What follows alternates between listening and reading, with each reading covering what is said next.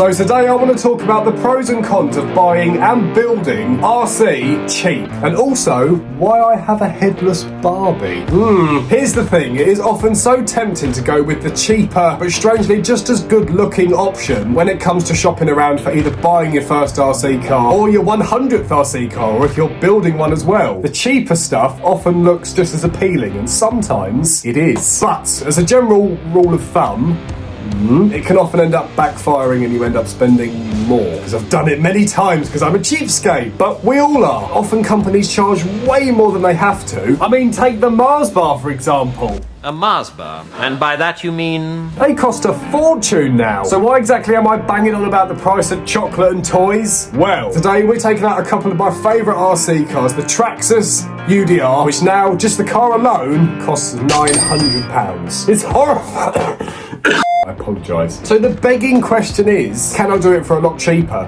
You can. And it's either going to be amazing or a bit rubbish.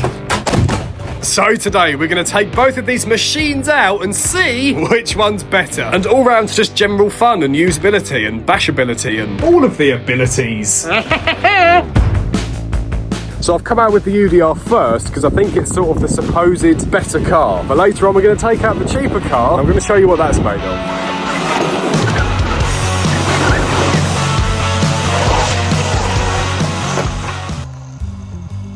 Yeah, admittedly it does do that a lot as well. Anyway,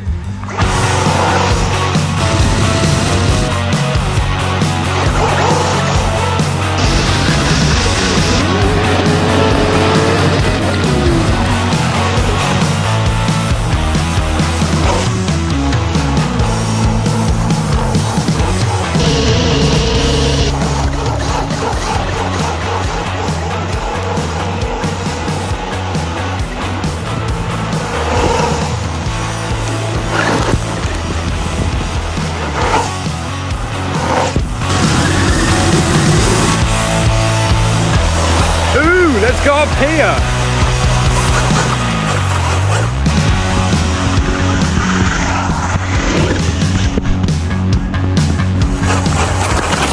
Oh dear.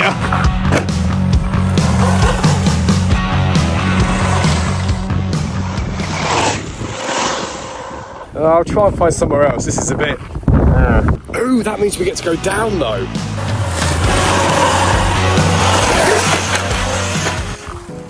I should have known. So with that, I moved on to the elephant in the room.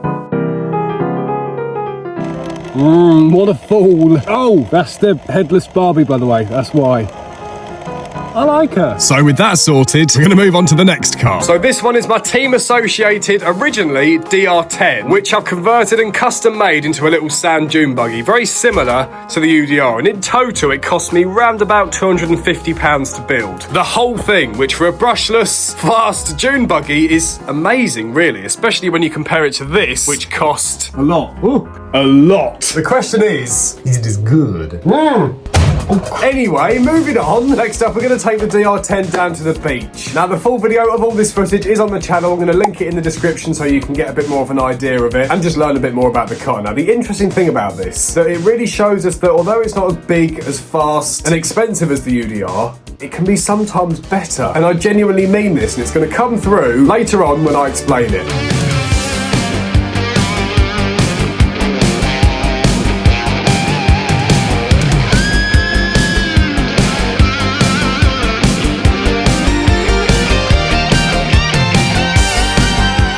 Oh man, I love taking this thing down to the beach. It handles so well. It's genuinely almost as good as the UDR. On this sort of ground anyway, maybe in different places, it's going to be a bit different. We'll find out later.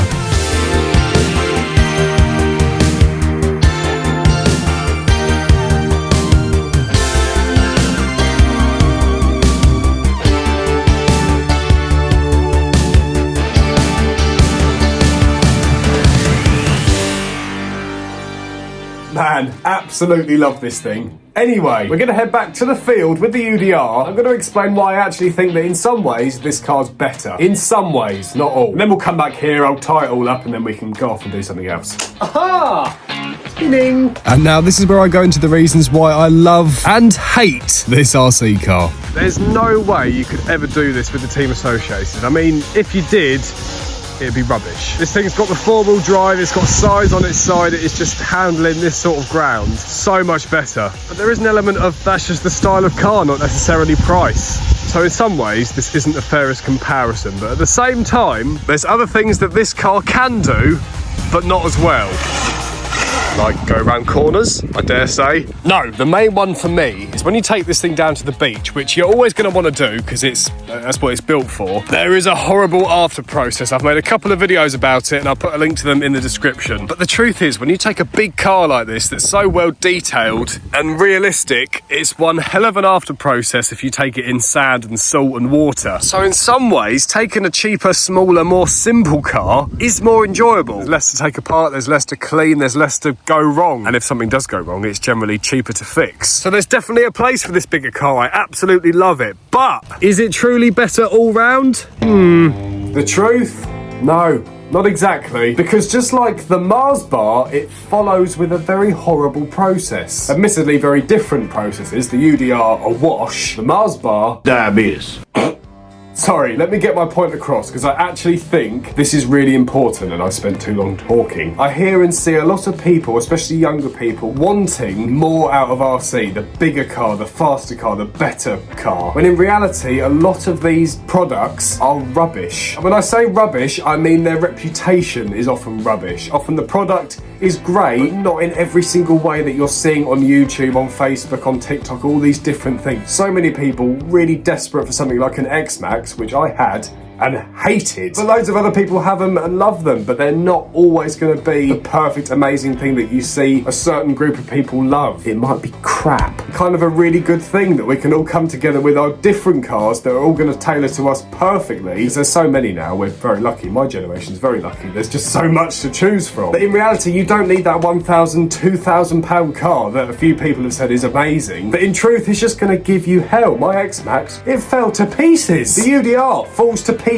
all the time. It's a perfectly replicated version of a Baja 1000 truck. It's so unreliable. The bearings go, the drive shafts snap, it eats through batteries unrealistically greedily, whereas something like this, which cost me just £200, alright, it's not as fast, it's not as big, but I genuinely flipping love it. It's so much fun. This isn't an amazing example because I built it, you can't necessarily buy it, but there's so many great cheaper alternatives that are just as good. There's a lot of awful cheaper alternatives, and I'm going to put a link in the description to some amazing alternatives, cheaper alternatives to stuff like the UDR. I'm not affiliated with any of those links. I get nothing out of it at all. I'm one of those people, companies don't really seem to like me so far. This isn't my usual style. I've really gone on about this now through the video, but you don't have to go and spend crazy amounts of money. If you want a few more action-packed things, check out one of these, and I'll see you in a minute.